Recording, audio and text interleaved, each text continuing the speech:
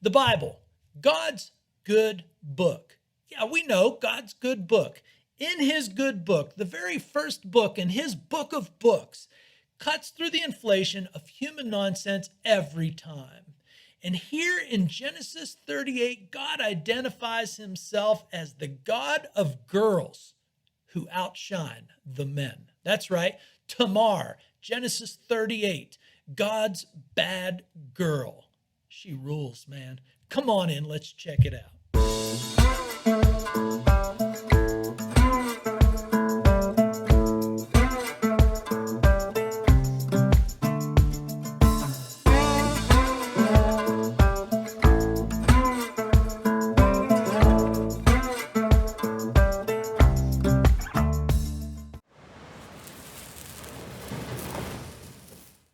God's book, it ain't like anything else on the planet, guaranteed. People try to lump it in with everything else. It's nothing like anything else. That is the work of Satan himself.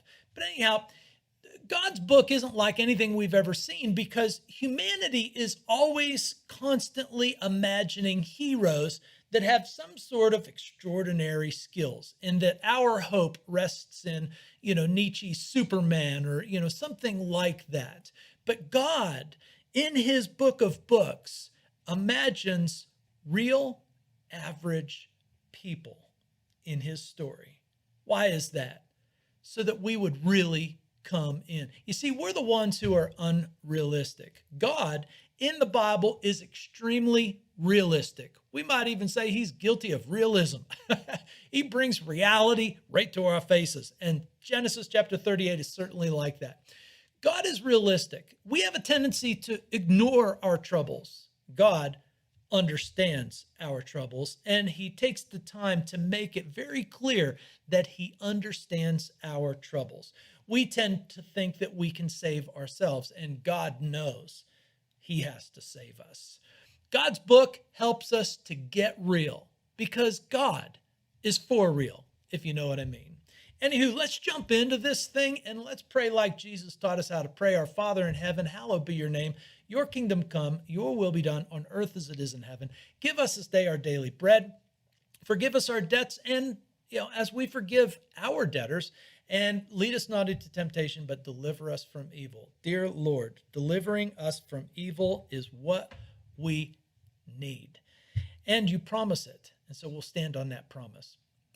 Anyhow, let's read with a bit of a sense of humor intact. Let's, get the most out of our reading by actually, absorbing the story and, sometimes the difficulties that the story brings to us. And let's get ready to confess that the world that we live in, and sometimes it's us who've caused the world that we live in, is full of troubles. Anyhow, so, the characters in the Bible, especially in the book of Genesis, no, not especially in the book of Genesis, the whole Bible, the characters in the Bible are people who are embarrassing, right? I mean, yes, they are. And they're meant to be. In this episode, we're going to find that Judah fails at everything. Judah fails at appreciating his spiritual blessing. He fails at being a good son. He fails at being a good husband. He fails at being a good father. He fails at being a good father-in-law. And Tamar, our big character, the big girl, the big bad girl, she is forced by the manly world to play the prostitute. What's the takeaway from this? Well, the takeaway is simple. The worst sinners can and need to be redeemed by God. And thank God, he is patient, he is provident, he is forbearing, and he is forgiving. That is the loud message that comes out of the Old Testament and the New Testament. Okay, so let's dive into our text, Genesis chapter 38. I'm going to read and talk, as we go. So Genesis chapter 38 goes like this. It happened at that time that Judah went down from his brothers and turned aside to a certain Adullamite, whose name was Hira. There Judah saw the daughter of a certain Canaanite, whose name was Shua. He took her and went into her, and she conceived and bore a son, and he called his name She conceived and bore a son, and she called his name Onan. Yet again she bore a son, and she called his name Shelah. Judah was in Chezib when she bore him. All right, there's our opening scene. But what has happened? What has happened is, we have gone from Genesis 37, which is the story of Joseph being sold literally by Judah. Judah's bright idea is to sell Joseph into slavery. And so after selling Joseph, Judah literally goes downhill. I mean, literally goes down from his brothers. And so we see the same problem emerging again. He's becoming like the Canaanites. He's not becoming like the blessing of his great-grandfather. And he's certainly not concerned about his God-given path in life. Judah is selfish.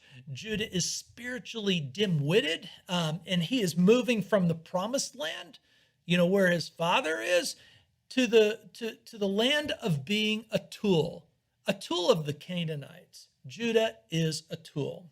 And he is especially revealed to be a tool because he acts exactly the way, Canaan and the rest of the world acts. He sees something and he takes something.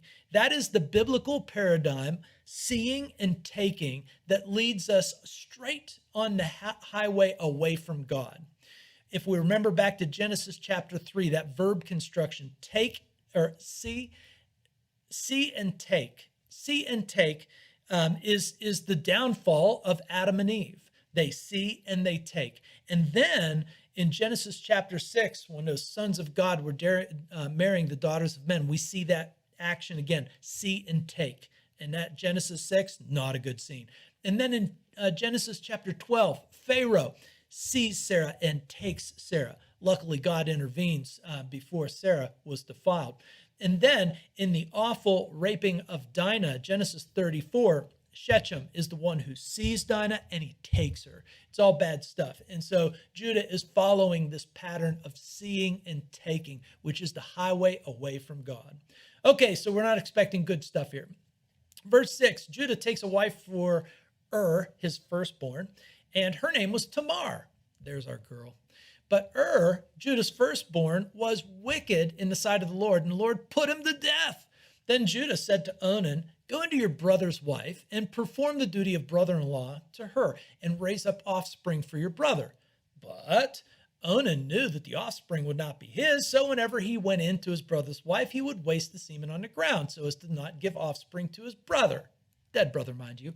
And what he did was wicked in the sight of the Lord, and he put him to death also. Go God. Then Judah said to Tamar, his daughter-in-law, remain a widow in your father's house till Shelah, my son, grows up. For he feared that he would die like his brothers. So Tamar went and remained in her father's house. All right, stop for a second and let's gather up, what we should gather up here. Judah is sending Tamar back to her father. And this act of sending her back to her father is just sheer laziness and wickedness himself. She is his and his responsibility because she was his oldest son's widow. He is to be responsible for her. And this whole clan of Judah's are just evil. I mean, we're always praying that God would send that lightning bolt to, some people. And we all know that, the Bible doesn't really endorse that mentality. And this is one of those rare moments where God just directly intervenes in the story and for the sake of his own story, but he directly intervenes. And her husband, Tamar's husband, is an evil, wicked man. How did he get that way? Well, Judah's a lousy father. And remember, he's apart from the family. He's down in Canaan. He's becoming more like a Canaanite than anything. And so, his kids are out of control. So is wicked, and we don't know what that means, but we can almost guess that, he didn't treat Tamar very well. And Tamar, we know, is God's girl. She is going to be our girl in this story. Great gal. So anyhow, we suspect that, that wasn't good, because then the second brother is asked to, do the marital duty. This is way out of our understanding. In the ancient world, though, is pretty common practice. And remember, Genesis, in the book of Genesis, God does not establish a law framework. That won't happen until 500 years later, when Moses gathers the Israelites before Mount Sinai. Then God will give laws. And a lot of the laws that God does give, are based on the framework of the storylines that happened before. So we're going to find out that God will actually endorse the practice of what's called a Levirate marriage, where widows are to be taken care of if their husband dies, and they're to be taken care of by the family. So God doesn't have any problem with the family making sure that the widows are taken care of. So the brothers and the father of the family are responsible to see that the widow gets taken care of, that she has a progeny, that will live on and help protect her and help her, to succeed in life. So it's a very good thing. It's a little outside of our pages, I get it, but it's a good thing. And the second brother, Onan, you don't just talk about a nasty piece of work. He doesn't even want his dead brother to receive any kind of honors, and so he doesn't want to have kids in his dead brother's name. And so he just simply puts the semen on the ground, and we might as well just say it. This is a passage about rape. Judah starts this thing off by basically raping the daughter of Shua. And now it seems like, Onan is practically just raping Tamar, because he is having sex with her to no avail. He's putting his semen on the ground. And a little commercial break. I don't have time to get into this, but, I have had a couple friends tell me that this is the passage that tells us that God makes masturbation a sin because the semen gets onto the ground. I got bad news for everybody. That's terrible Bible reading. The Bible's silent on masturbation, and we're going to have to pick up that story at another point in time. Maybe we'll have a little fun with that and talk about that. But we don't want to take away from this story. This story is about Judah and what a waste he is becoming. Because, once the second son dies, then, Judah sends Tamar back to her father's house. And this is just sheer laziness, selfishness, and wickedness. And God knows it. Tamar, for her good behavior, she actually stays loyal to her husband's family, who are truly a bunch of nimwits. I mean, she is sent back to her father's house. Everybody assumes that, she's done. She's toast, and she might as well get a Canaanite husband because Judah has practically abandoned her. And she does not pursue a Canaanite husband like Judah probably hoped. That's what Judah was hoping. Judah was hoping that once she got back to her father's house, that, he wouldn't be responsible for her, because then she would pick up a Canaanite husband and then he could shrug his shoulders and move on. Judah is spiritually dim-witted. Don't miss that point.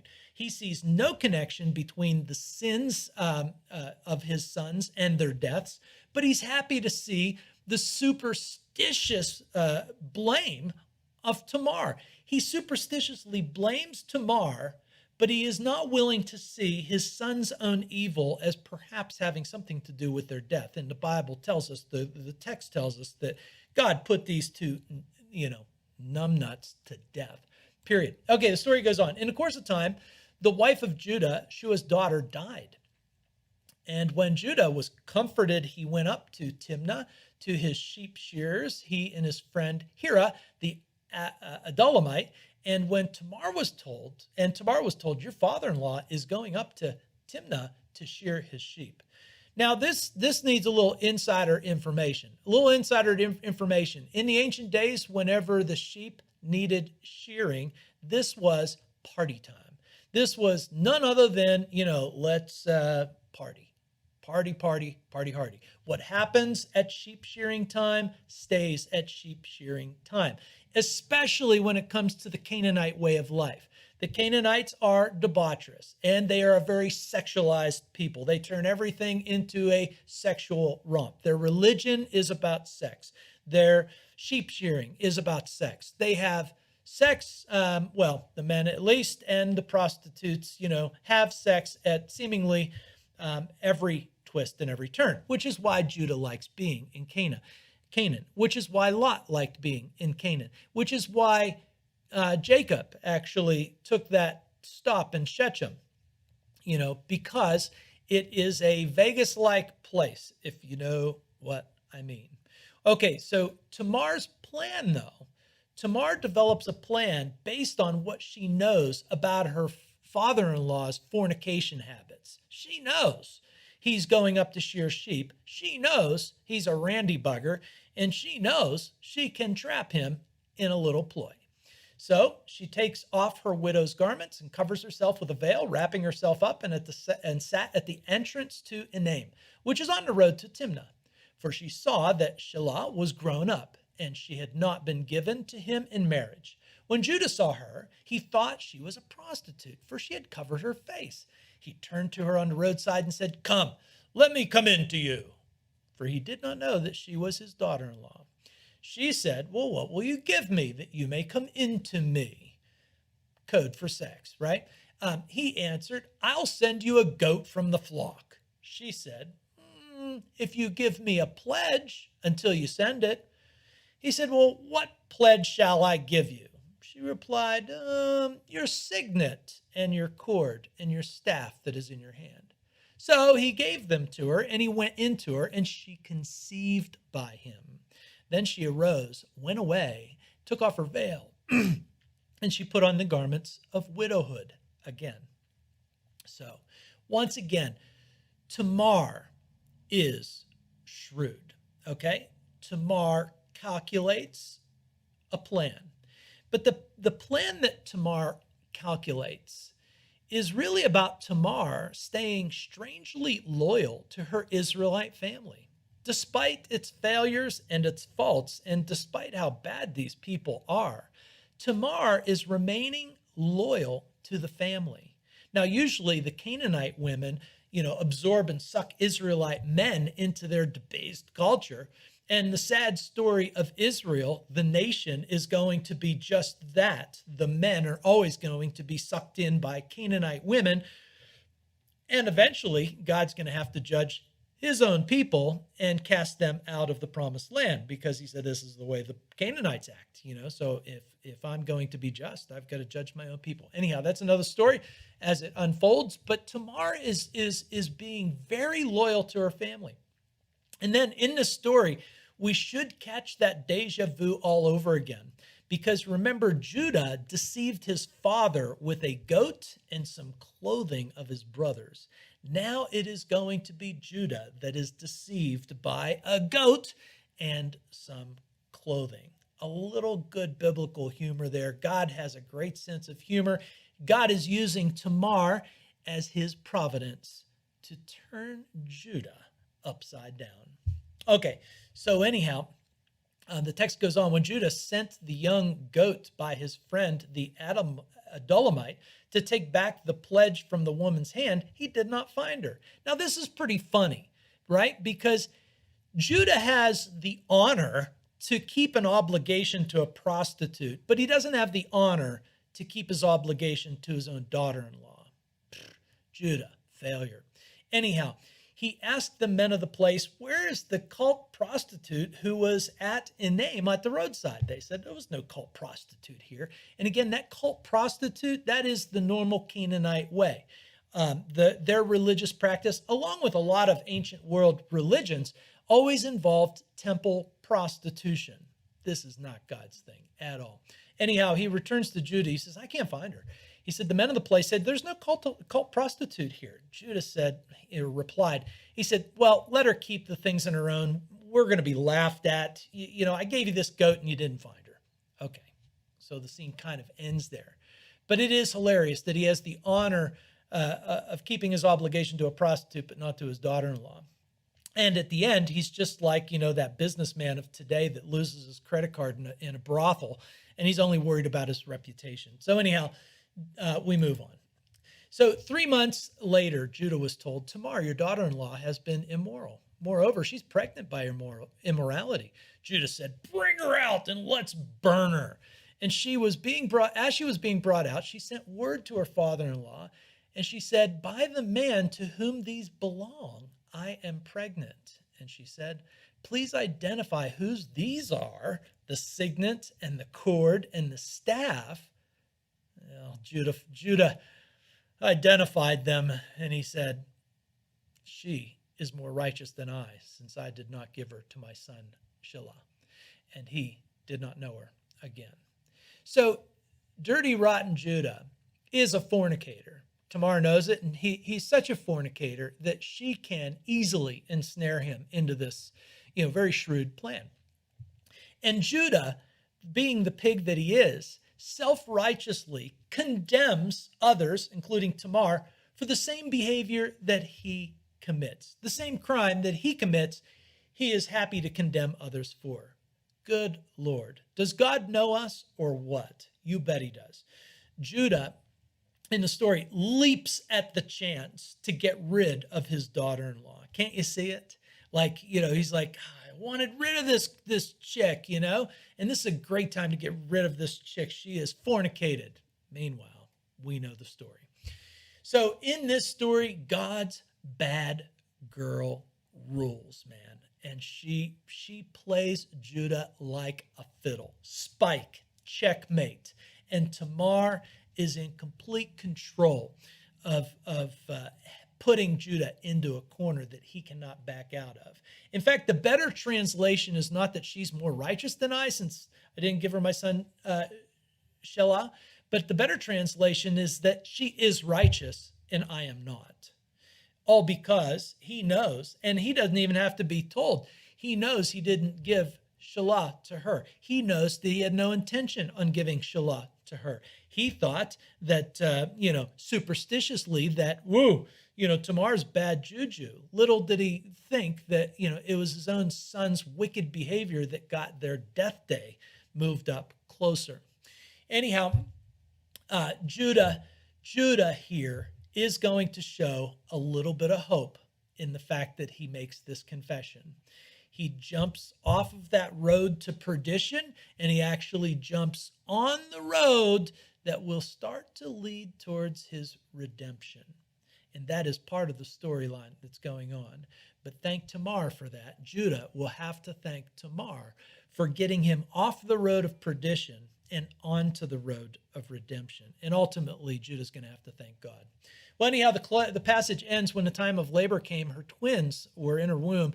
And when she was in labor, one put out a hand, and the midwife tied a scarlet thread on his hand, saying, this one came out first. But as he drew the hand back, behold, his brother came out, and she said, what a breach you have made for yourself. Therefore, his name was called Perez. Afterward, his brother came out with a scarlet thread in his hand, and his name was Zerah. Now, once again, this is deja vu all over again, right? Because, we remember Jacob and Esau were twins in their mother Rebekah's womb, and they were fighting to get out. And Esau actually won that battle, but it was actually Jacob that would, strive and prevail. In this case, it's going to be Perez who is going to strive and prevail, just like his grandfather strives and prevails. And the lineage of God's king is actually going through Judah and Tamar's Perez. We're going to find this out at the end of Genesis when Jacob hands out blessings to the 12 sons.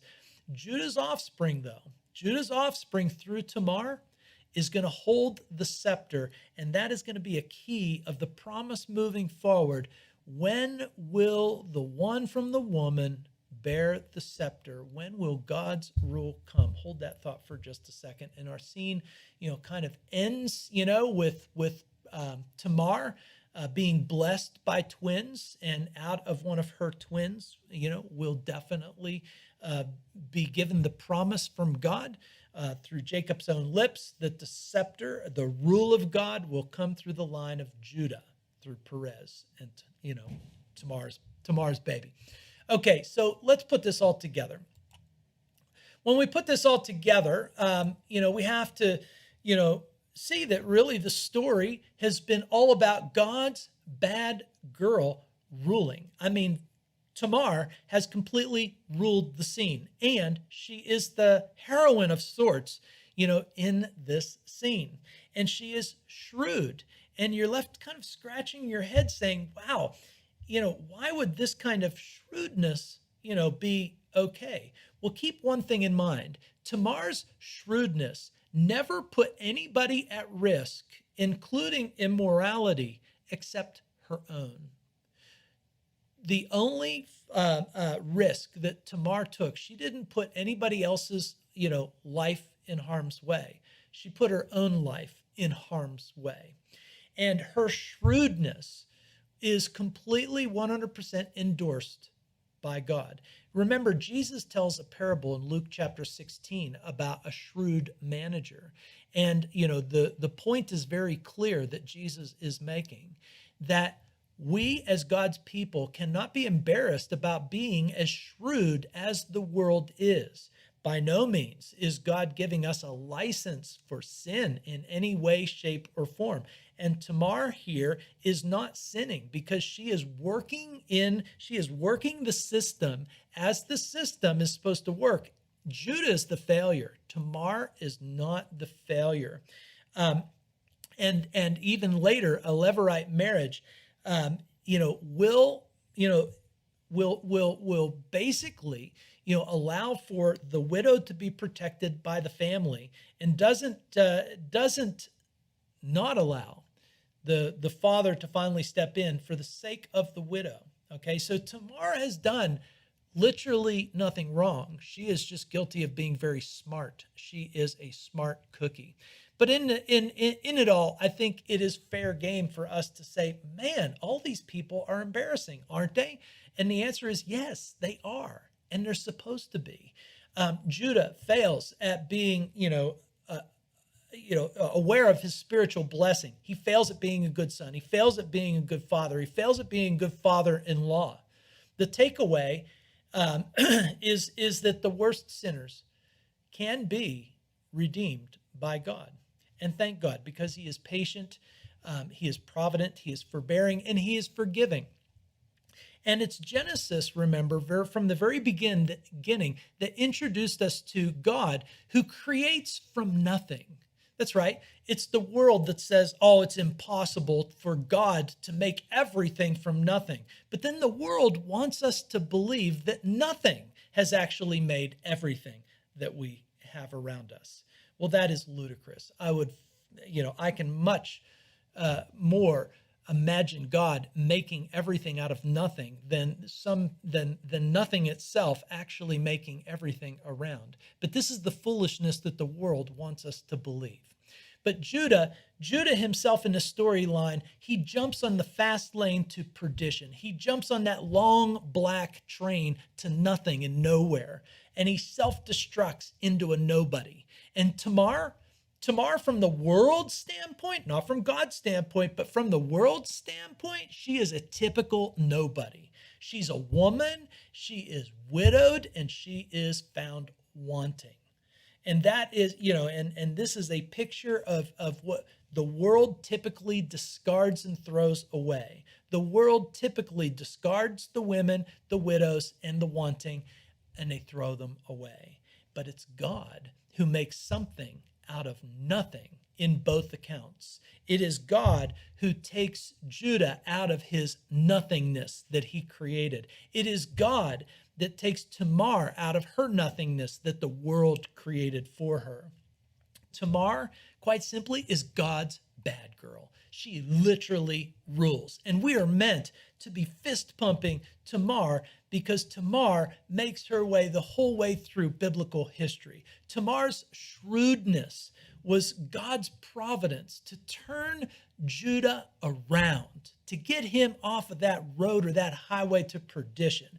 He will now be ready to repent for his debauchery when it came to Joseph. Later on, we're going to hear that part of the story. But in the history of the world, really, in the history of the world, how many times does a woman redeem a man? I'm going to tell you what. Women turn men's life around all the time. It is such a common occurrence that, we just accept it as a norm. When was the last time you heard of a man turning a woman's life around? I'm going to tell you what, seldom is it the other way around? A woman turns a man's life around. You know, we have that saying that behind every good man is a great woman. And I'll go one step, even further and say that, behind every bad man is probably many women. And so in this case, Tamar is used by God's providential hand to turn Judah around, because Judah needs turned around.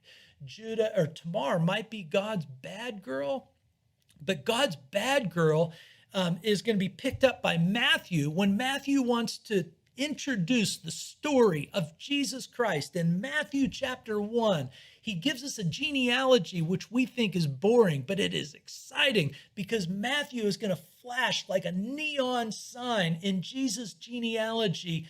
Tamar is right there in Jesus' genealogy, that she is with Rahab, another, a prostitute in Jesus' lineage, and Ruth and Bathsheba, all outside women who the world would typically discard. God gathers them up and makes them his bad girls who actually rule and contribute to bringing the ruler of the world into the world. Jesus is the King of Kings, and he is the seed of the woman as God promised. These women, these bad girls who rule, will bring forward the King of Kings, the one who crushes the head of evil, the ruler of the world for reals, Jesus Christ. And Jesus Christ and God are proud of these girls. That's right. Anyway, we'll end our time right there. We'll pick up on this later. Catch you next time.